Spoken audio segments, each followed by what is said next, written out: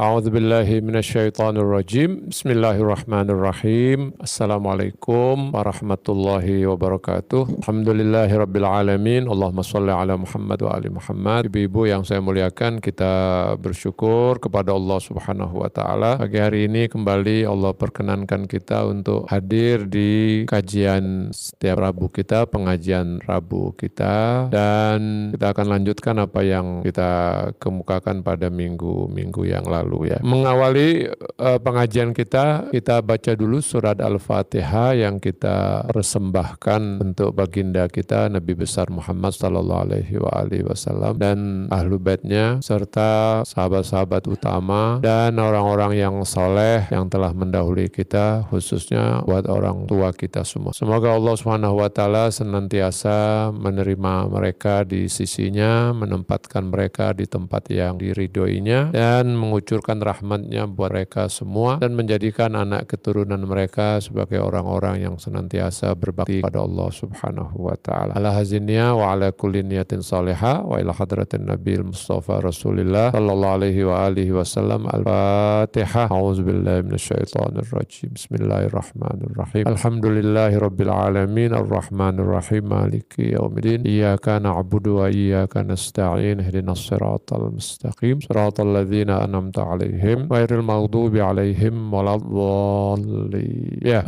ibu-ibu semua, kita masih berbicara tentang Syiah ya, memahami Syiah. Mungkin ibu-ibu bisa membuka juga ICC TV ya. Di sana sepertinya apa yang dijelaskan itu juga ditayangkan walaupun ada yang bersifat apa ya, yang audio ya. Oke, saya mau bicara secara garis besar tentang akidah Syiah ya, atau keyakinan Syiah. Ini juga kita sudah singgung pada pertemuan-pertemuan sebelumnya. Tapi hari ini kita akan coba tuntaskan secara garis besar. Kalau ada orang bertanya tentang keyakinan Syiah itu apa sih, apa aja keyakinan Syiah itu. Nah, sudah kita ketahui secara umum bahwa dalam sistem keyakinan ya, saya perlu menyebutkan kata sistem keyakinan. Ibu-ibu begini, dalam masalah keyakinan atau akidah itu ada yang disebut dengan mazhab akidah atau aliran-aliran teologi. Jadi ada aliran-aliran teologi atau mazhab akidah itu. Maksudnya apa? Maksudnya adalah perspektif akidah menurut aliran-aliran tersebut ya. Nah, aliran dalam Islam ini kita bisa bagi secara garis besar. Satu aliran Asy'ariyah atau Ahlus Sunnah wal Jamaah. Kemudian aliran Syiah Imamiyah, dewasa ini ya, aliran Syiah Imamiyah. Dan yang ketiga aliran saya ingin menyebutnya Salafi ya, aliran Wahabi. Meskipun aliran Salafi itu atau aliran Wahabi itu mengklaim bahwa merekalah yang Ahlus Sunnah wal Jamaah itu. Jadi biasanya kalau Ahlus Sunnah wal Jamaah itu yang mengemuka itu dua. Ada Asy'ariyah, ada Wahabiyah. Nah, tapi kita bedakan saja sehingga menjadi tiga: Syiah Imamiyah, kedua Asy'ariyah, dan ketiga adalah Salafi atau Wahabi ya. Saya tidak ingin bicara tentang aliran-aliran itu, tapi masing-masing aliran itu punya perspektifnya sendiri terhadap persoalan keyakinan. Nah, landasan dalam berkeyakinan, landasan dalam berkeyakinan pada aliran-aliran itu dua.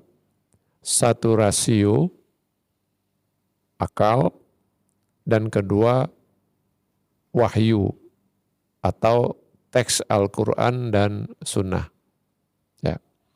Itu dasar dari keyakinan. Maksudnya apa? Keyakinan kita diambil dari dua dasar itu. Akal dan kedua wahyu. Wahyu itu adalah Al-Quran dan Sunnah. Tapi di antara aliran-aliran ini, itu ada yang mengedepankan akal, ada yang mengedepankan wahyu. Nah, aliran Syiah, Imamiyah mengedepankan akal, saya ulangi lagi ya, mengedepankan akal, tapi tetap berpijak kepada wahyu. Sementara aliran Wahabi atau Asy'ariyah, dia mengedepankan wahyu dan hanya menjadikan akal itu sebagai penopang saja, sebagai pendukung saja. Ya. Syiah adalah aliran yang mengedepankan akal tapi tetap berpijak kepada wahyu. Nah, dengan demikian aliran Syiah itu dikategorikan sebagai aliran rasional dalam Islam. Dulu biasanya kalau kita bicara tentang aliran rasional itu yang dimunculkan adalah aliran Mu'tazilah. Tapi aliran Mu'tazilah itu dewasa ini dianggap sudah tidak ada. Jadi tidak ada orang yang kemudian mengklaim saya ini penganut Mu'tazilah. Atau ada kelompok yang namanya Mu'tazilah, itu tidak ada. Mu'tazilah dan Syiah Imamiyah itu memiliki kesamaan dalam hal bahwa mereka itu sama-sama digolongkan sebagai aliran rasional, ya. Oke. Nah, Syiah aliran rasional mengedepankan akal dalam masalah keyakinan tapi berpijak kepada wahyu.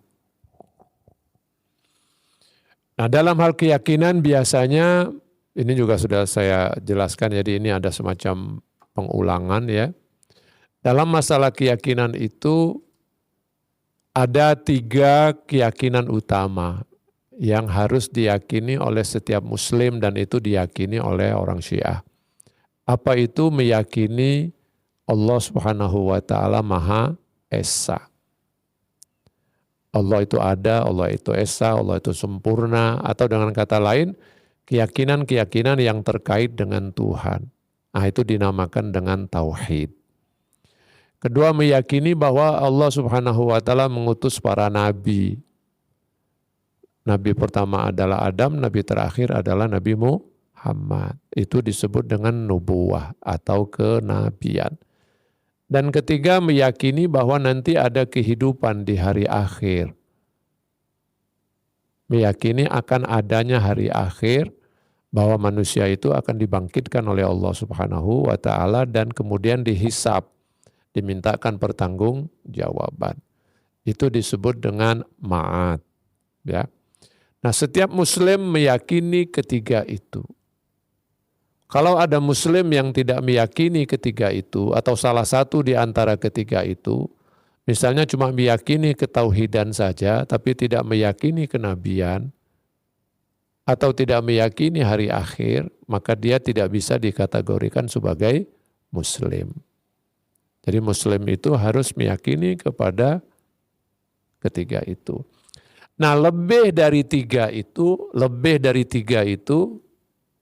yang keempat, yang kelima, yang keenam, mungkin yang ketujuh, itu lebih bersifat mewarnai aliran itu. Ya. Jadi yang ketiga, yang keempat, yang keempat, yang kelima dan seterusnya itu lebih sebagai mewarnai aliran itu. Misalnya di Syiah ada tambahan, selain 3 itu ada tambahan 2 lagi. Itu namanya keadilan Tuhan atau kemahaadilan Tuhan. Dan kelima adalah imamah. Ya. Adanya imamah sesudah Nabi Muhammad SAW. 2 tambahan. 1 apa tadi? Kemahaadilan Tuhan disebut dengan adalah. Dan yang kedua imamah, bahwa sesudah Nabi Muhammad SAW misi kenabian itu dilanjutkan oleh para imam. Dalam hal ini ada 12 imam. Nah ini menjadi identitas Syiah. Identitas Syiah. Oleh karena itu dalam sistem keyakinan Syiah, jadi sistem keyakinan ya, itu biasanya kita bagi 2. Ini belum sempat saya sebutkan kepada Ibu. Dalam sistem keyakinan itu kita bagi 2. Ada yang disebut dengan usuluddin, pokok-pokok keyakinan Islam dalam arti agama. Arti pokok-pokok keyakinan yang mutlak harus diyakini, namanya usuluddin. Ya. Itu 3 tadi. Tauhid, nubuwah, dan ma'ad. Itu namanya usuluddin. Artinya apa usuluddin itu?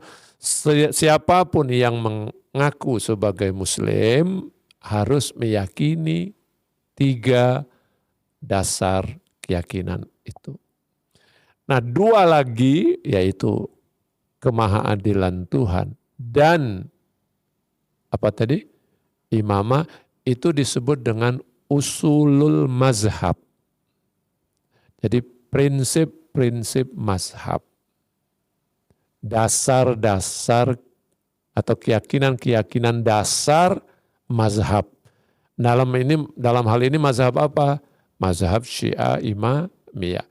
Jadi kita mengenal 2 istilah usul ya. Ada usuluddin dan ada usulul mazhab. Apa bedanya? Bedanya kalau usuluddin setiap muslim harus meyakini itu. Tidak meyakini salah satu dari ketiga pokok tadi, itu bukan muslim. Tapi kalau namanya usulul mazhab, itu hanya terkait kepada mazhab itu. Artinya apa? Orang yang meyakini dengan kemahaadilan Tuhan dan meyakini imamah sesudah Nabi, maka dia disebut sebagai Syi'i. Dia disebut sebagai imami, orang Syiah Imamiyah. Ya, penganut Syiah Imamiyah. Dia pasti muslim dong, dia muslim. Tapi karena muslim ini ada berbagai mazhab, nah ini mazhabnya Syiah. Di aliran lain sama, begitu juga. Ya, di aliran lain juga begitu. Jadi prinsip usuluddin dan usulul mazhab ini kita bisa terapkan pada Syiah dan pada non-Syiah. Nah kalau kita misalnya ke Asy'ariyah yang berkembang, yang umum ada di Indonesia ini, di kalangan aliran Asy'ariyah biasanya menyebut dengan istilah rukun iman. Ya, menyebutnya dengan rukun iman. Nah, dalam Asy'ariyah rukun iman itu berapa? 6. Iman pada Allah, iman pada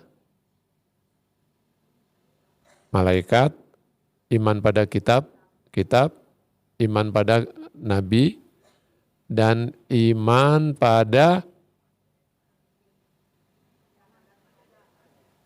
qada dan qadar, dan iman pada hari akhir. Nah, kita lihat yang 6 ini. Dari yang 6 ini, iman pada Allah sama dengan di Syiah. Cuma di Syiah namanya tauhid. Kedua, iman kepada kenabian ada di Syiah. Sama dengan nubuwah. Iman yang rukun yang keenam, iman pada hari akhir, sama juga dengan di Syiah. Cuma di Syiah biasanya disebut dengan ma'at. Nah, ada 3 tambahan lagi. Apa itu? Iman pada kitab, iman pada malaikat, iman pada kitab, dan iman kepada qada dan qadar. Nah, ini spesial mazhab. Maksudnya ini yang mewarnai kemazhaban. Ya, identitas mazhab. Oke? 3 yang utama, Allah, Nabi, dan hari akhir. 3 lagi itu lebih kepada identitas mazhab. Ya, oke. Salafi gimana? Wahabi gimana? Sama. Sahabi juga sama dengan 6 tadi. Cuma nanti di Salafi ada perspektif yang berbeda dengan di Asy'ariyah. Perspektifnya beda. Tapi mereka menyebut itu sebagai rukun iman. Nah, yang ingin saya tegaskan ibu-ibu, apapun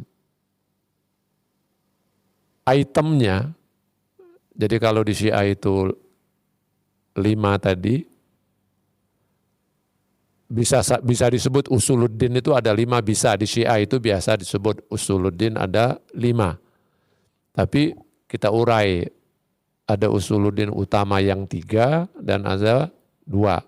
Semuanya bisa disebut dengan rukun iman. Tapi sekali lagi di Syiah dipisah, ada yang identik dengan mazhab, yang satu identik dengan keislaman. Ya.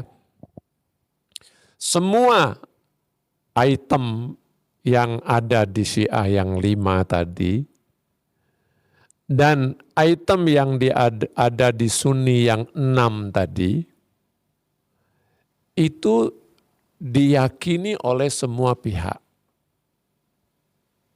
Diyakini oleh semua pihak. Maksudnya gini, 5 item yang ada di kalangan Syiah Imamiyah itu juga diyakini oleh orang Sunni. Orang Sunni percaya enggak bahwa Tuhan itu maha adil? Percaya dong. Orang Sunni percaya enggak bahwa sesudah Nabi itu ada yang melanjutkan misi kenabian? Atau disebut dengan imamah. Ada enggak dalam Sunni? Ada.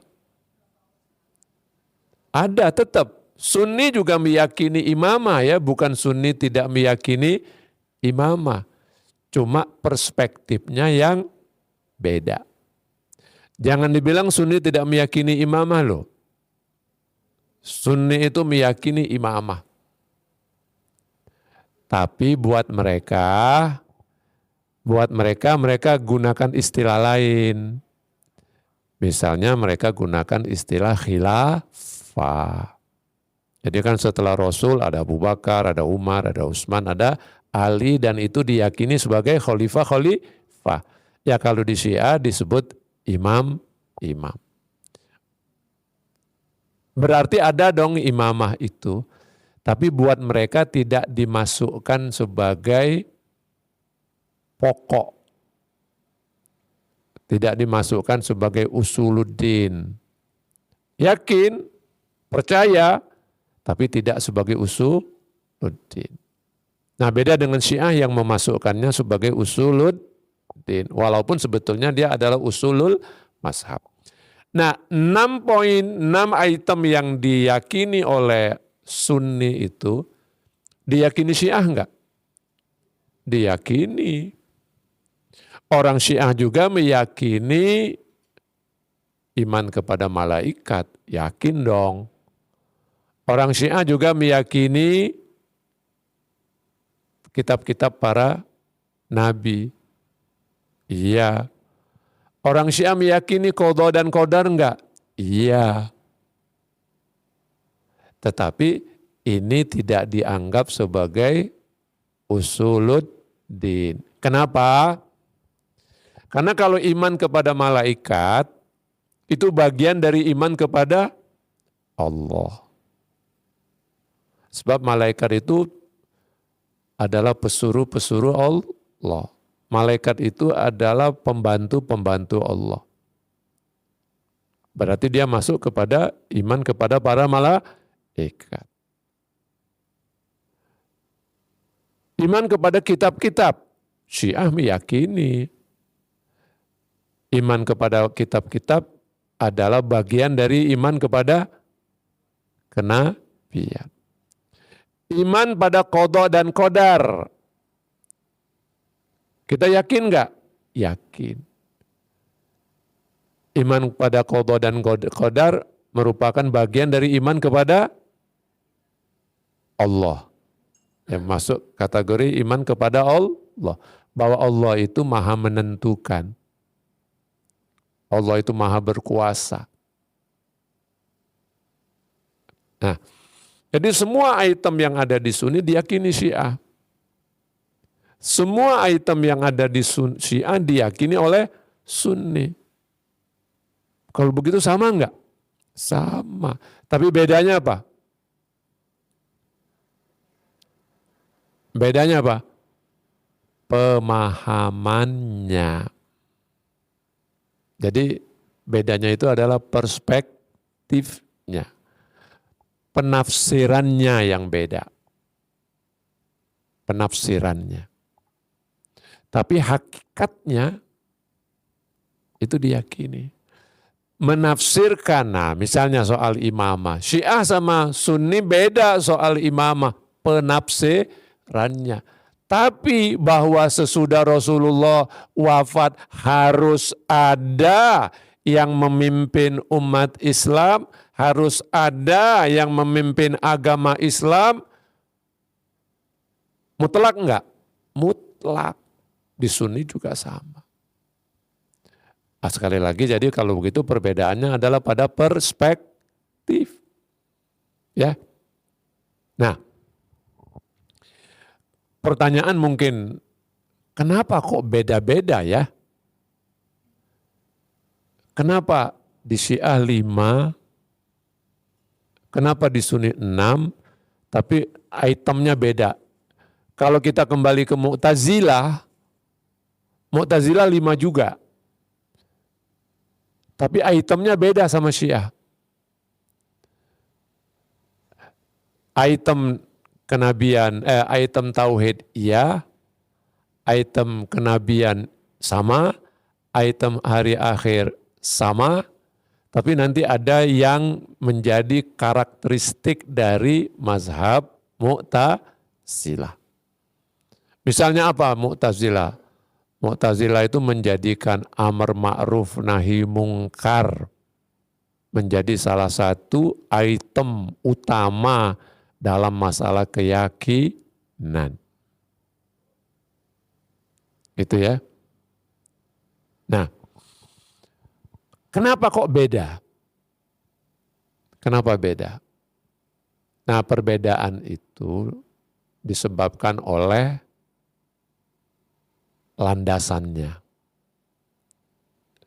Disebabkan oleh landasannya. Mu'tazilah dan Syiah, seperti yang tadi saya sebut, dikategorikan sebagai mazhab apa? Rasional. Berarti Syiah dan Mu'tazilah itu menetapkan 5 item tadi atau 3 menjadi 5 itu berdasarkan akal. Gimana berdasarkan akal? Gini, dia melihat apa sih yang diajarkan oleh Allah dan diajarkan oleh Nabi, keyakinan apa aja yang harus kita yakini, coba disimpulkan dari yang partikel-partikelnya, yang dari kecil-kecilnya nanti dinaikkan sehingga disimpulkan, oh ternyata ada 3 item utama. Ketuhanan, kenabian, dan hari akhir. Itu kesimpulan. Kesimpulan dari melihat Allah itu misalnya di Al-Quran mengajarkan kepada kita keimanan kepada Allah. Allah jelaskan di surat Al-Ikhlas, misalnya dijelaskan ya, di semua ayat-ayat Allah jelaskan. Tapi saat yang sama juga dijelaskan tentang kita wajib meyakini Nabi Muhammad. Dijelaskan juga tentang hari akhirat. Akhirnya disimpulkan, oh 3 item. Nah, proses menyimpulkan itu adalah aktivitas akal.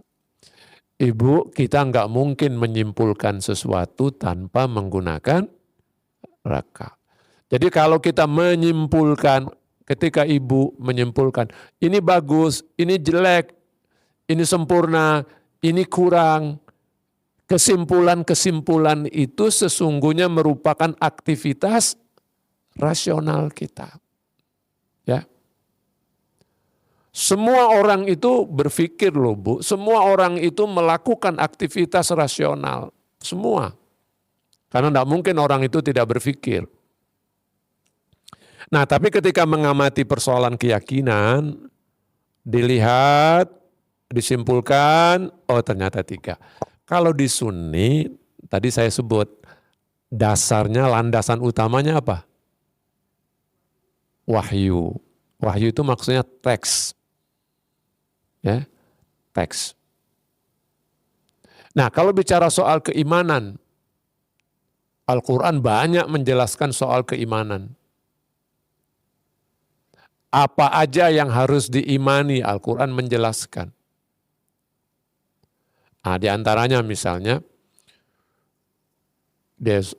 di Al-Baqarah, di ayat kursi atau tambahan ayat kursi yang kita kenal itu, kullun amana billahi wa malaikatihi wa kutubihi wa rusulihi wabil yaumil akhir. 5 kan? Semua kata Allah, amana billah, meyakini tentang Allah,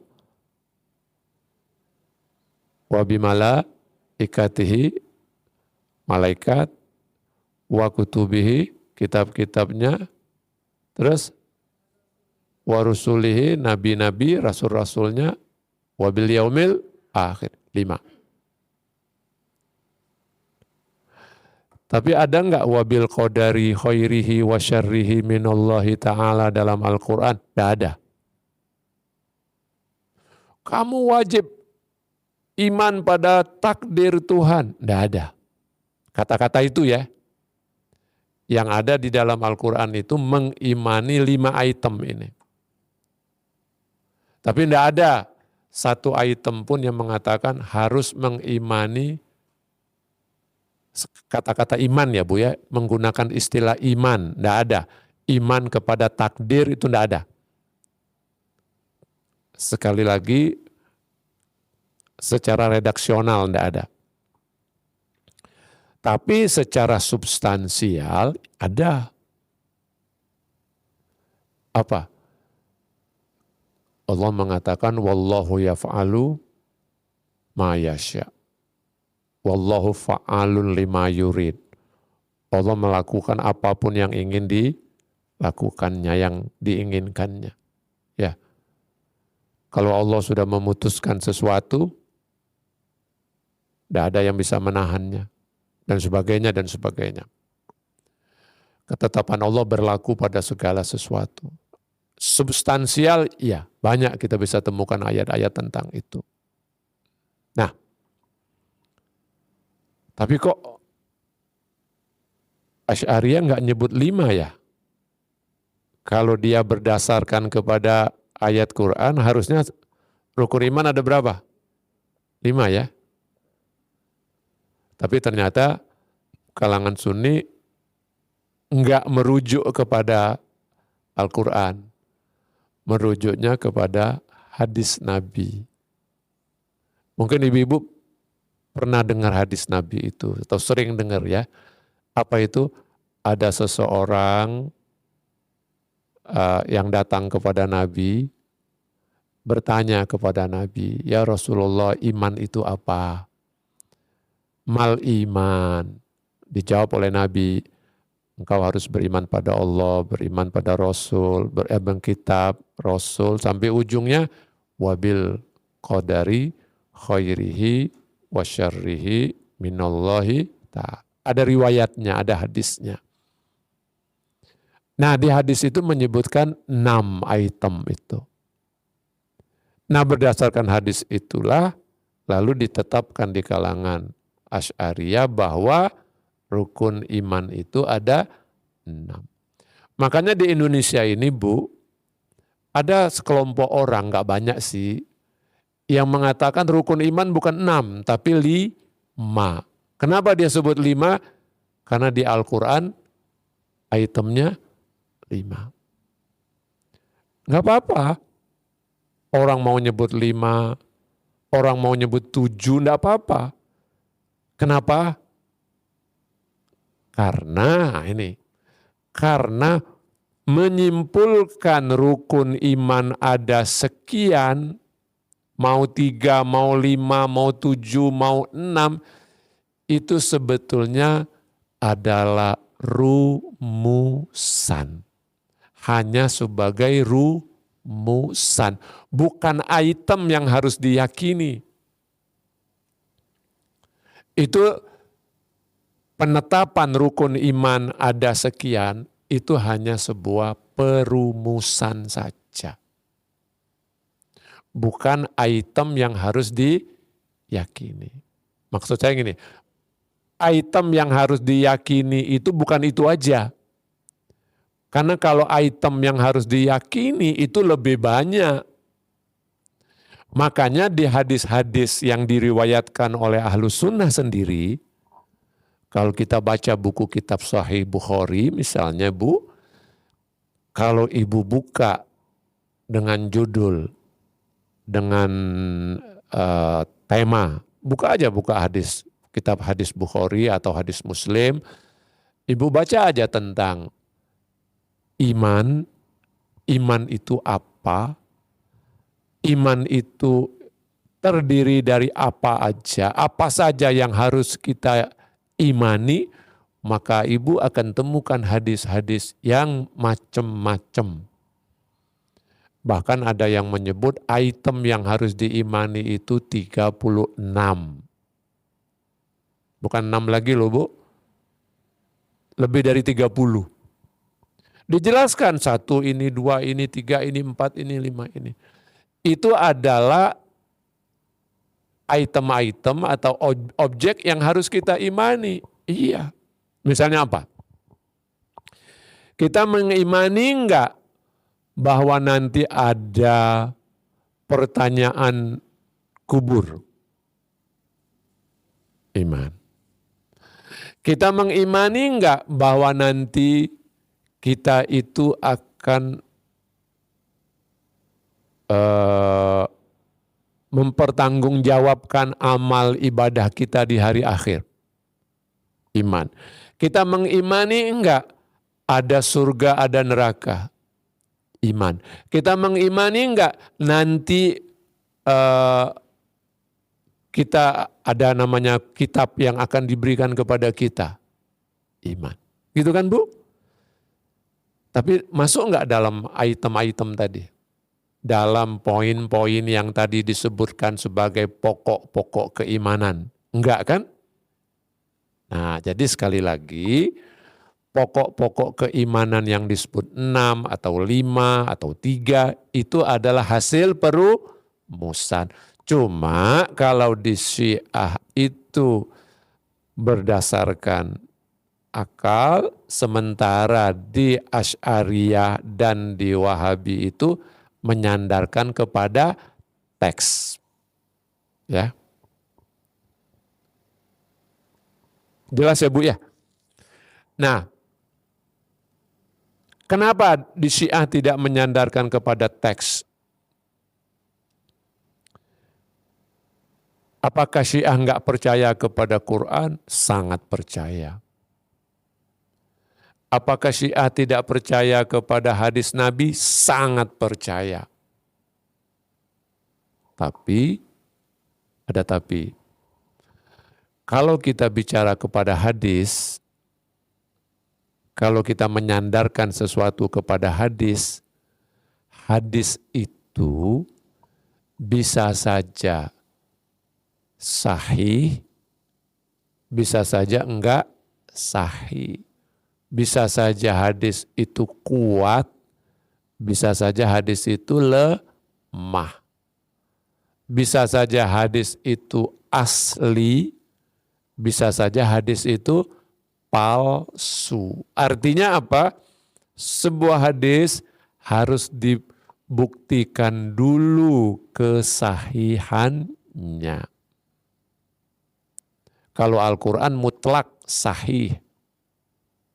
Mutlak Al-Quran itu benar dari Allah. Tapi kalau hadis perlu dipertanyakan dulu. Nah, kalau kita bicara item yang kita harus imani, ketika Allah mengatakan ada surga, ada neraka, kita iman.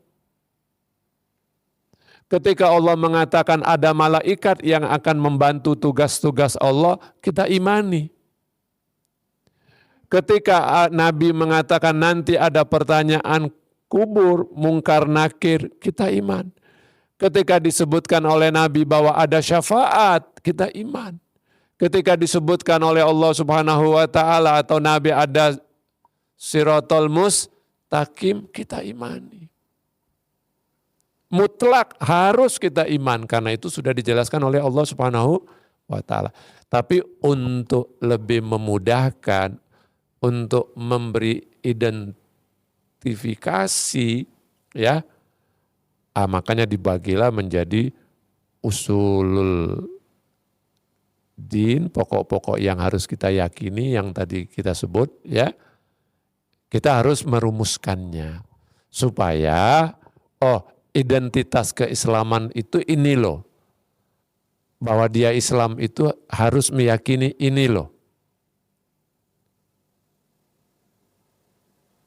Nah, setidaknya seperti yang saya katakan tadi, usuluddin itu khususnya 3 tadi ya. Oke, jadi ibu-ibu sekali lagi, kalau ada orang yang menganggap, wah rukun imannya beda. Kan sering tuh kita dengar ya, rukun imannya beda. Tuh beda tuh rukun imannya dengan kita. Kalau ada orang bilang begitu, kita harus tanya apa yang Anda maksud dengan rukun iman. Kalau yang dimaksud dengan rukun iman adalah hal-hal utama yang harus kita yakini, hal-hal pokok yang harus kita yakini, itu maksudnya rukun iman itu kan, rukun itu pokok maksudnya Bu ya. Rukun iman itu artinya pokok, hal-hal utama yang harus kita yakini sebagai seorang muslim, apa? Nah, kalau itu yang dimaksud kita yakin semuanya. Tapi rumusannya boleh aja beda. Ini kita masukkan sebagai usuluddin dan yang satu kita masukkan sebagai usulul mazhab. Oke. Nah kalau begitu, kalau soal usulul iman seperti yang saya pernah kemukakan, kita berbeda mengenai tafsir ketauhidan kepada Allah itu apa, ya. Pemahaman kita bahwa Allah itu Maha Esa bagaimana, itu persoalan perspektif. Masing-masing orang punya penjelasannya. Oke, silakan. Di sana kita boleh perdebatkan. Kalau di Syiah, karena landasannya adalah rasio, perdebatkan. Ibu-ibu, di dalam Syiah itu keyakinan itu bukan sekedar yakin, percaya. Di Syiah itu semua keyakinan harus didukung oleh rasio. Semua yang dikatakan oleh Al-Quran kita yakini. Mutlak. Mutlak. Semua yang dikatakan oleh Nabi kalau itu sahih, benar datangnya dari Nabi, harus kita yakini. Tapi maksudnya apa, penjelasannya apa, nah ini kita bisa beda-beda. Ya. Kita bisa beda-beda dalam penjelasannya. Kita tidak asal terima. Kita tidak asal nerima bahwa ini harus begini. Enggak. Penjelasannya apa? Nah, ketika memerlukan penjelasan, maka dituntutlah argumentasi. Alasan-alasan kita meyakini ini begitu, alasan kita meyakini itu begitu, harus ada argumentasinya, ada alasannya, rasional maupun tekstual. Ya, oke. Sekali lagi kalau begitu yang membedakan kita itu dua tadi. Kemahaadilan Tuhan dan yang satu lagi apa Bu? Imamah. Nah kalau kita bicara tentang kemahaadilan Tuhan, Tuhan Maha Adil. Iya. Sunni percaya nggak Tuhan Maha Adil? Percaya. Tapi dalam penjelasannya beda. Apa itu? Di Syiah bilang, Tuhan Maha Adil, karena itu semua perbuatan manusia, apapun yang dilakukan oleh manusia, itu harus dipertanggungjawabkan. Allah menilai perbuatan manusia itu, Allah kan Maha Adil ya. Allah menilai perbuatan manusia itu, atau Allah yang menilai perbuatan manusia itu, yang baik akan diberi ganjaran oleh Allah, dimasukkan ke surga, yang jahat akan dimasukkan oleh Allah ke neraka. Adil enggak? Itulah keadilan. Apa itu? Manusia itu bertanggung jawab atas semua perbuatannya. Dan Allah akan mengganjar kebaikan dengan surga dan akan mengganjar keburukan, kejahatan dengan neraka. Itu inti dari kemahaadilan Tuhan. Allah menetapkan segala sesuatu demi kebaikan manusia. Oke. Di Sunni gimana? Sunni begitu enggak yang kita dengar? Yang kita dengar nih dari orang tua kita, dari masyarakat kita, sama kan? Sama Bu, tapi ada tapinya. Dalam perspektif Sunni, lebih-lebih dalam perspektif Wahabi, perbuatan yang dilakukan manusia itu sudah ditentukan oleh Allah. Manusia nggak bisa ngelak. Perbuatan manusia itu sebetulnya ketika manusia berbuat, itu semuanya sudah ditakdirkan oleh Allah.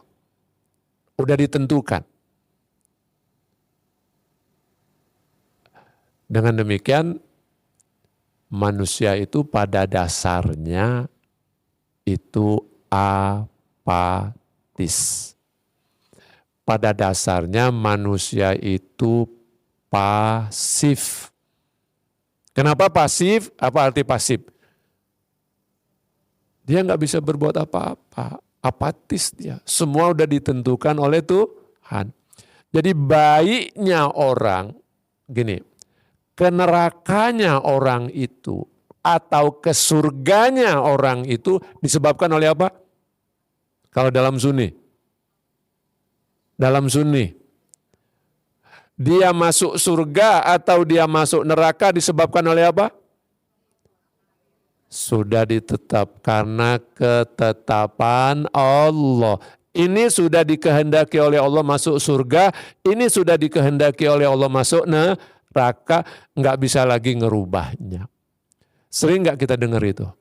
Dalam ceramah-ceramah, sering kita dengar. Apa itu? Bahwa sebelum manusia dilahirkan ke dunia, sudah ditetapkan dia sebagai penghuni surga atau sebagai penghuni neraka.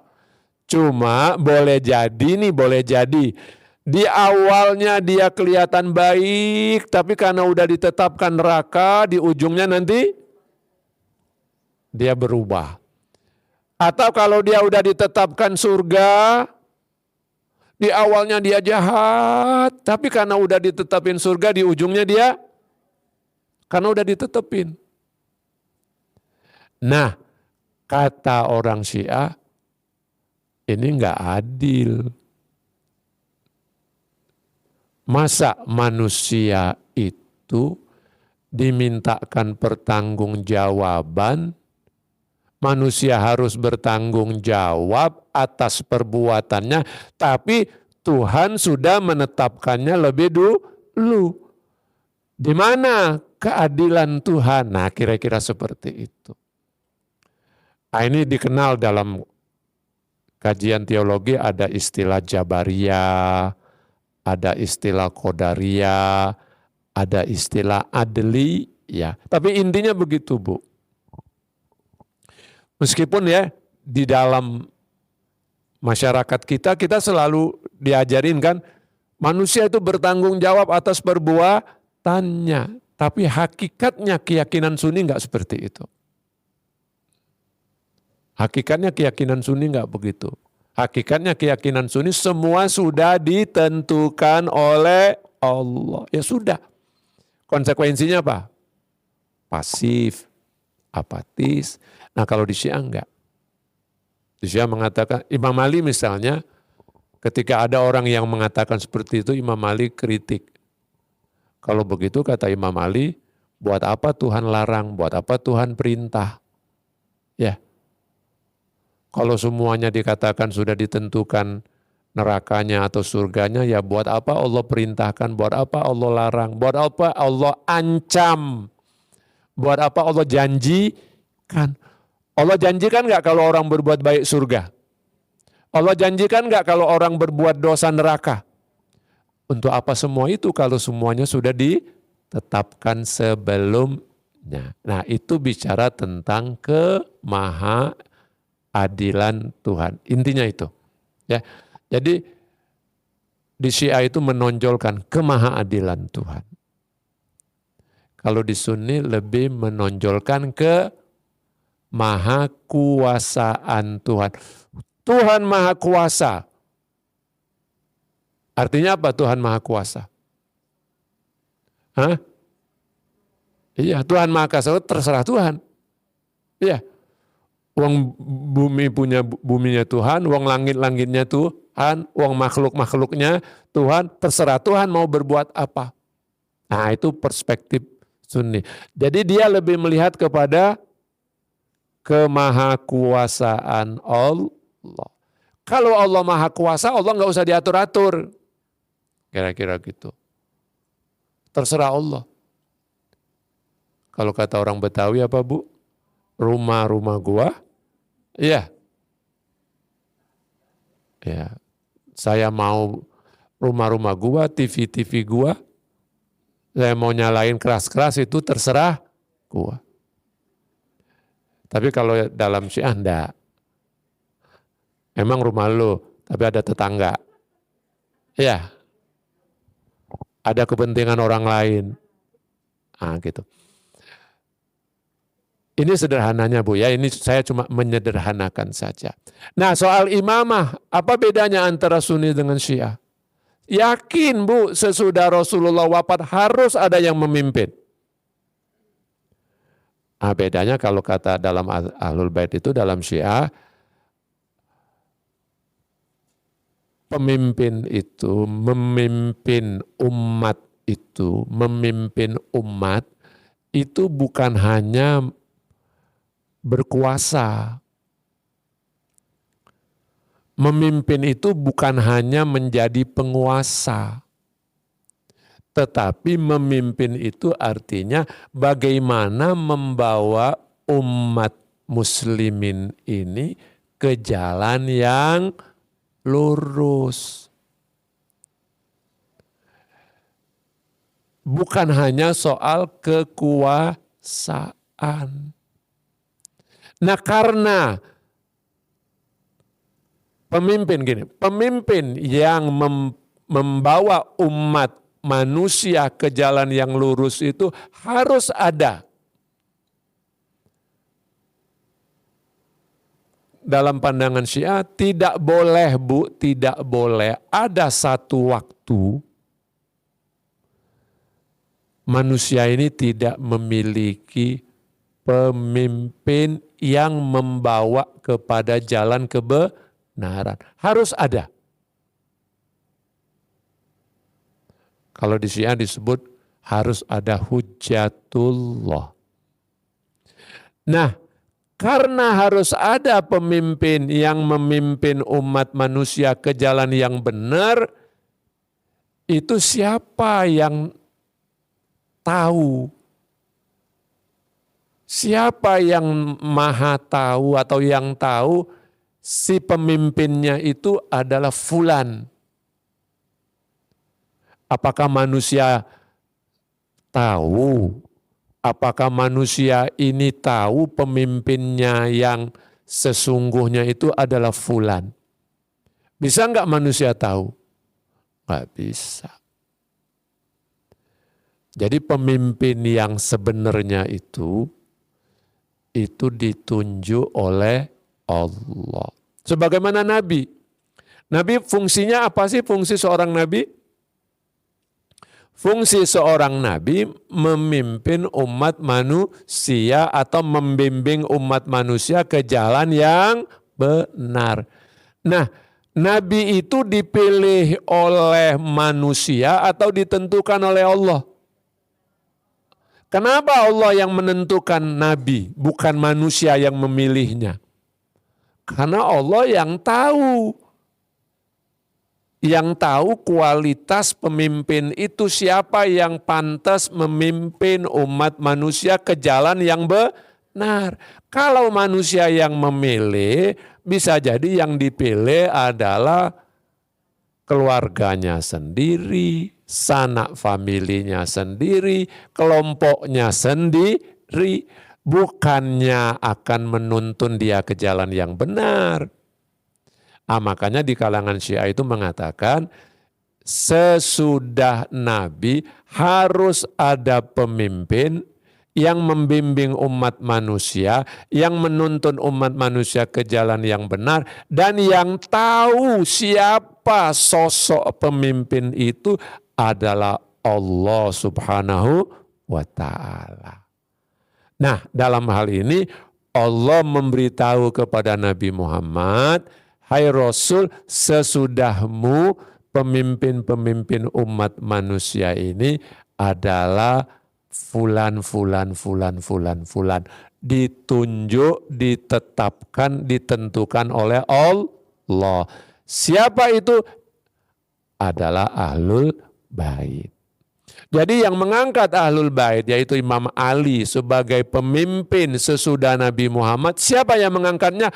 Allah. Tapi bagaimana cara Allah mengangkatnya? Melalui Nabi Muhammad. Dan itu tidak hanya urusan apa tadi Bu? Tidak hanya urusan kekuasaan. Nah kalau perspektif Sunni, imamah itu diidentikan dengan kekuasaan atau yang mereka namakan khilafah. Kata mereka, Nabi tidak menunjuk seorang pun sesudahnya untuk jadi khalifah, untuk jadi penguasa. Nabi enggak menunjuk. Karena Nabi enggak menunjuk, maka ya terserah pada umat. Mau diapain oleh umat terserah. Mau mengangkatnya secara demokratis, mau mengangkatnya secara penunjukan, mau mengangkatnya pakai wasiat, ya, atau melalui cara apapun, itu terserah. Nah faktanya kata mereka, sesudah Nabi yang diangkat dan dipilih menjadi penguasa adalah Abu Bakar. Dialah khalifahnya. Tapi itu identik dengan apa Bu? Dengan kekuasaan. Bagaimana urusan agama? Bagaimana urusan bimbingan kebenaran? Yaitu urusan umat. Umat harus belajar, harus ada ulama, harus belajar ini, harus belajar ini. Nah, itu di kalangan Sunni, tapi kalangan Syiah enggak. Pembimbing itu harus ada. Inilah menjadi rujukan kita. Jadi sesudah Rasulullah, Nabi sudah menunjuk Ali bin Abi Thalib, maka kita wajib ke Ali bin Abi Thalib. Sesudah Imam Ali bin Abi Thalib menunjuk Al-Hasan, maka harus ikut ke Al-Hasan. Padahal Bu, nama-nama imam-imam itu Ali bin Abi Thalib, Imam Ali, Imam Hasan, Imam Husain, itu sudah disampaikan oleh Nabi Muhammad tentang 12 imam itu. Tapi secara garis besar apa yang saya sampaikan tadi, itulah yang namanya keyakinan Syiah secara garis besar. Detailnya, nah itu bisa didalami lagi. Saya kira itu aja, silakan ada pertanyaan. Billahi taufiq wal hidayah. Assalamualaikum warahmatullahi wabarakatuh.